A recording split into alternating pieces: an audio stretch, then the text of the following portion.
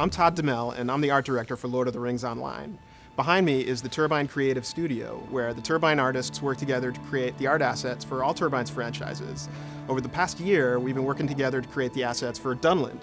So Chris and the World team sets the tone for what the art team then takes and builds into assets. The art team will build the characters, the architecture, the deco that the World team then uses to build out the landscape and the hubs and environments. We've been working really closely with the World team as we've developed Dunland.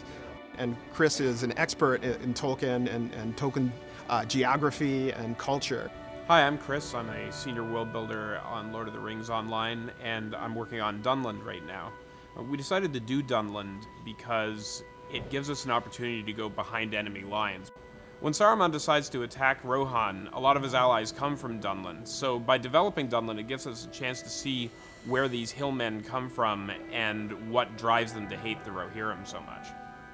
In the books, they're a large and fairly cohesive slavering horde of barbarians, so we decided to develop them a bit more and have some clans of them that are friendlier, some clans that are hostile, and some clans that you don't really know what they're up to.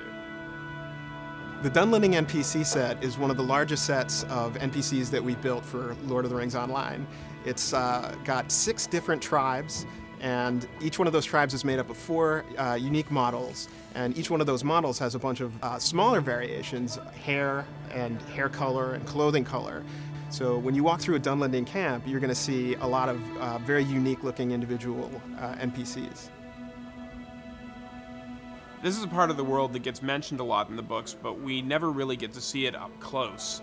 So when it came time to make Dunland, the big challenge was making it varied and interesting based on very scant descriptions in the books. But that gives us still a lot of leeway in the kinds of terrains that we could explore. So in addition to the craggy hills and woods, we have a large unpleasant bog, a haunted forest that's a remnant of what used to be the much larger woodland that covered most of Middle-earth, and we have a land that's dominated by barrows. All the cultural assets, the characters, the monsters, the architecture, the points of interest. We've had a lot of fun developing all these bit parts of the content, and there's so much in there to discover. I hope you have as much fun exploring Dunland as we've had building it.